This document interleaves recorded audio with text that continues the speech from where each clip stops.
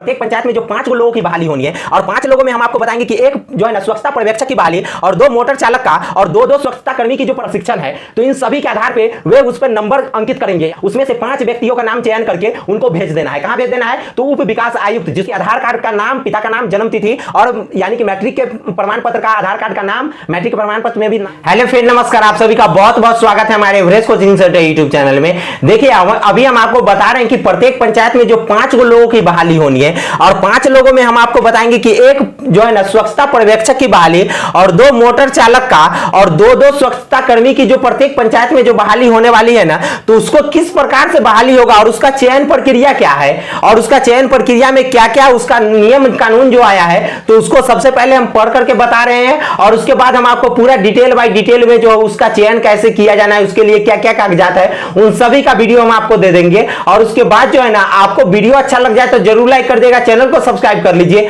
और किसी भी प्रकार से हमारे लाइव सेशन के साथ जुड़ने के लिए हमारे इस डिस्क्रिप्शन बॉक्स में एक चैनल का नाम दिया गया है, बलराम कुमार 1M। उसी चैनल पे हम लाइव आते हैं, हमसे आप बात करने के लिए उस चैनल पे आप जुड़ सकते हैं। तो देखिए चयन की प्रक्रिया जो है स्वच्छता पर्यवेक्षक की और 2 स्वच्छता कर्मी की और 2 मोटर चालक वाहन की, तो उसके लिए क्या है, तो किसी विशेष पंचायत क्षेत्र के प्राप्त सभी आवेदकों को पंचायत सचिव आवेदन पंजी में संधारित करेंगे। यानी कि एक पंचायत के अंदर जो भी आवेदन आएगा, ब्लॉक में जो भी आवेदन जाएगा, तो उसको जो है ना पंचायत सचिव जी के पास मिलेगा और उसको जो है ना पंचायत सचिव जी सभी को रूल बाय रूल, नियम बाय नियम से उसको उतार लेंगे। और उसके बाद क्या है कि तत्पश्चात उन सभी आवेदनों को प्रशिक्षण एवं अनुभव प्रमाण पत्र के आधार पर अंक प्रदान करते हुए उनकी मेधा सूची तैयार करेंगे। और जान लीजिए उसके बाद पंचायत सचिव जी का यह काम है कि जो व्यक्ति का जितने सर्टिफिकेट आया है और कितना उनके पास अनुभव है और कितना उनका प्रमाण पत्र आया हुआ है और कितना उनके पास कौशल प्रशिक्षण है,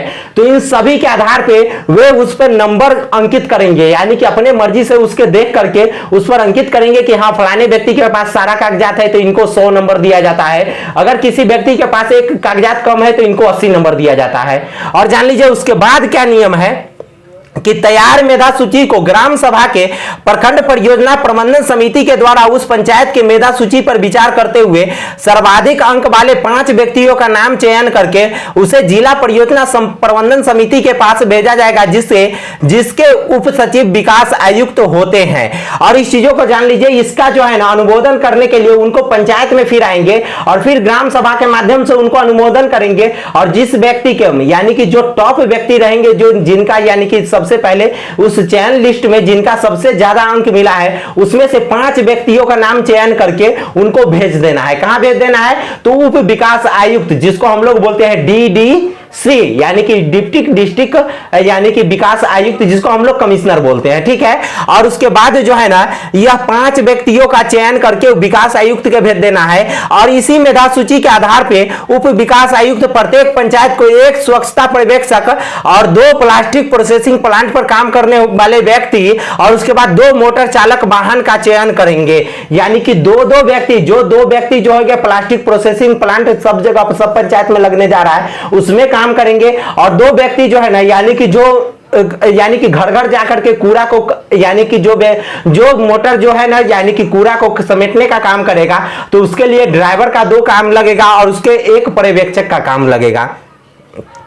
और इस 5 व्यक्तियों का जो है ना, यानी कि लिस्ट कौन बना करके भेजेंगे कि कौन व्यक्ति को कौन से पद पे रखा जाना है, तो यह का लिस्ट बना करके भेजेंगे DDC साहब, ठीक है, उप विकास आयुक्त भेजेंगे। और उसके बाद हम आपको बोलते हैं कि जो 2 यानी कि चयन करके भेजेंगे, चयन सूची पंचायत सचिव को भेज दी जाएगी और फिर वह चयन सूची जो है ना पंचायत सचिव के पास आ जाएगा और पंचायत सचिव के द्वारा नियुक्ति पत्र संबंधित व्यक्ति को जारी कर दिया जाएगा, जिस व्यक्ति का नाम उस चयन लिस्ट में होकर के आएगा। और उसके बाद हम आपको बताते हैं कि मेधा सूची तैयार किया जाएगा, वह किस आधार पर तैयार किया जाएगा, तो जिन व्यक्ति के पास तरल एवं जो है ना ठोस पदार्थ का कचरा पर यानी कि जो प्रशिक्षण करने का, यानी कि उनके पास कम से कम 10 दिनों का प्रशिक्षण प्रमाण पत्र होना चाहिए। और उसके बाद आवेदक के पास जो है